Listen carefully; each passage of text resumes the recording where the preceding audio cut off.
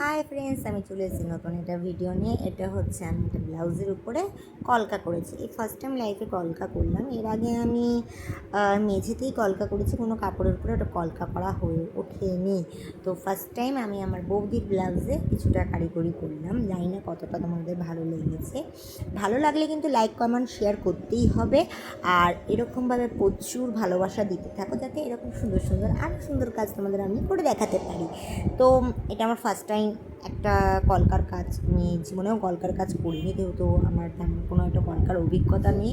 হয়তো তুলির টান ভুল হয়ে যেতে পারে। তো যারা যারা বড় বড় কলকা আর্টিস্ট আছে তারা প্রত্যেকের কাছে আমি ক্ষমা প্রার্থনা করছি, কারণ কিনা আমি বারবার একটা কথা বলছি, আমি ফার্স্ট টাইম কোনো রকমের কলকার কাজ, তাও কোনো কাপড়ের উপরে করেছি।